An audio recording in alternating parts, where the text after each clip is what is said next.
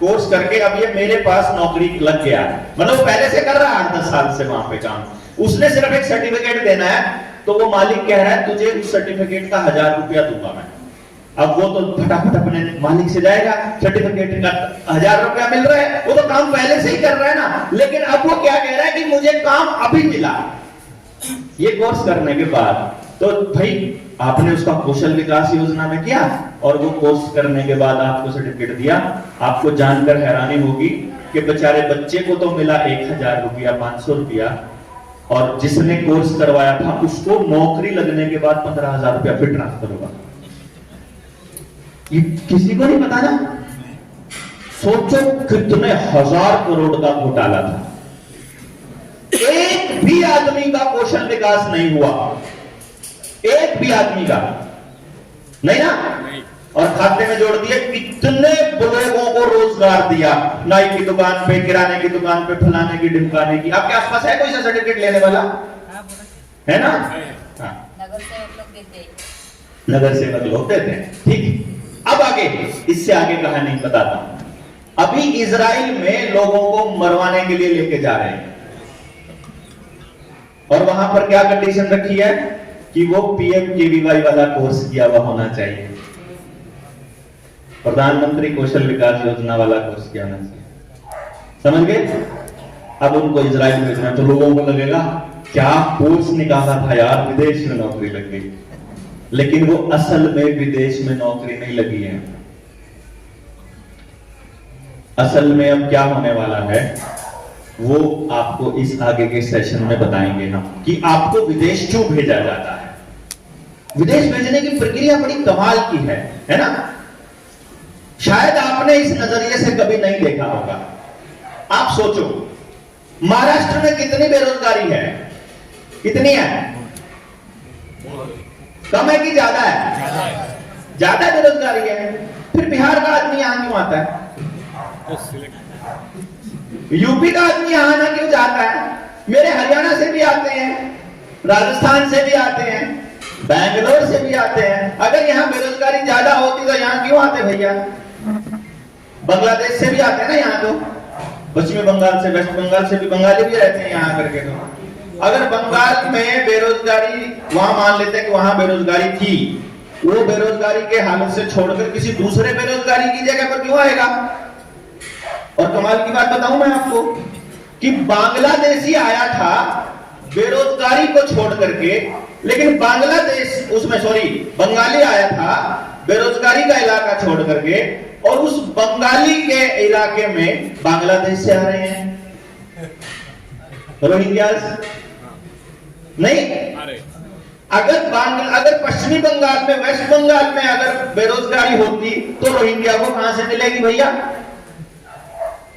मेरे हरियाणा में भी लोग यही कहते हैं कि बेरोजगारी बहुत ज्यादा है, तो वहां पर कैसे यूपी बिहार वाले लोगों को नौकरी मिलती है, काम मिलता है?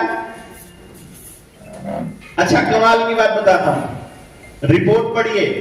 कनाडा की सरकार और कनाडा के नागरिक प्रदर्शन कर रहे हैं, प्रोटेस्ट कर रहे हैं कि बेरोजगारी बहुत है। अमेरिका के अंदर बेरोजगारी बहुत है। सारे के सारे जिनको आप डेवलप्ड कंट्री बोल रहे हो, कहीं पर काम रोजगार नहीं है, तो हमारे वाले वहां जा रहे हैं। देखो, बांग्लादेशी वेस्ट बंगाल में आया, वेस्ट बंगाल वाला महाराष्ट्र में आया, यूपी बिहार वाला हरियाणा पंजाब में आया, और फिर हरियाणा पंजाब और नॉर्थ इंडिया वाला कनाडा में निकल गया, कनाडा वाला अमेरिका चला गया, अमेरिका वाला ऑस्ट्रेलिया चला गया, ऑस्ट्रेलिया वाला दुबई चला गया। ये चल रहा है सारा कुछ क्या भाई?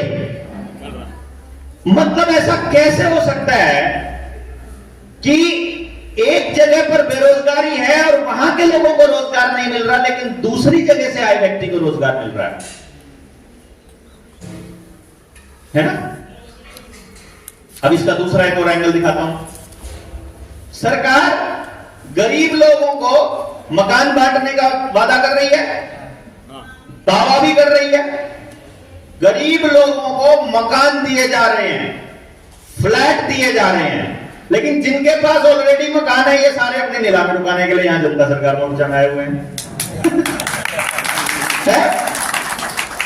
नहीं कमाल की बात? अरे जिनके पास है उनका तो रहने दो।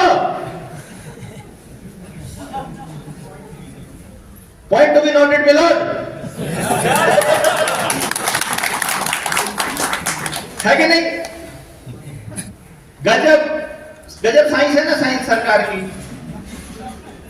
और हमको समझ में नहीं आती है ये बातें। अच्छा,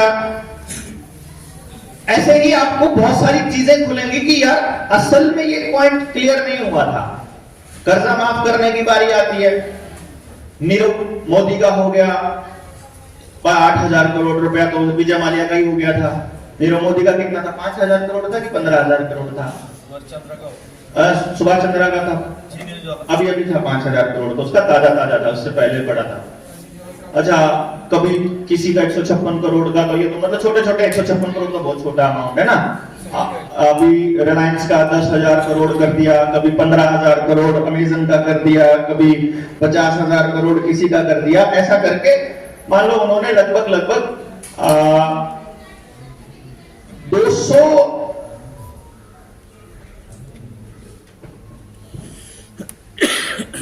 मेरे ख्याल पिछले साल ही उन लोगों ने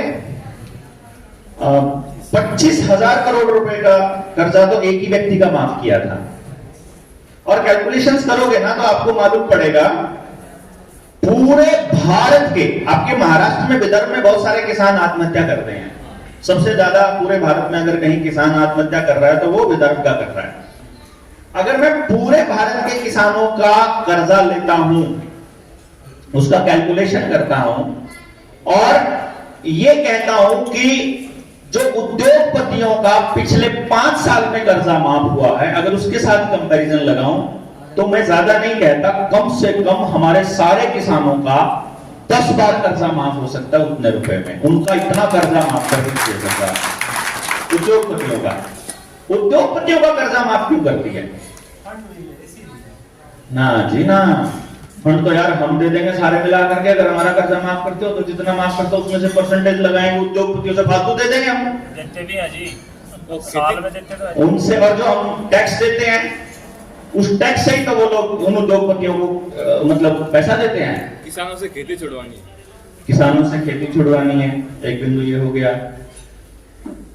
और एक एंगल ये भी तो हो सकता है कि जैसे आजकल हमारे ऊपर आरोप प्रत्यारोप चल रहे हैं और जिस तरह से जनता सरकार मोर्चा को सरकार टारगेट कर रही है और जिस तरह से लोगों के घरों की जब्ती का उन्होंने स्पीड बढ़ा दिया है, जैसे सरफेसी एक्ट को बड़ा फास्ट उन्होंने एक्शन में ला दिया है, ऐसा भी तो हो सकता है कि ये जब्ती अडानी की क्यों नहीं होती है, अंबानी की क्यों नहीं होती? इसका कारण ये भी हो सकता है कि विजय माल्या की इसलिए नहीं होती कि विजय माल्या उनको ऐसे बोल देता, देख ले फिर तेरा पैसे छापने वाला खेल बता दूंगा दुनिया को।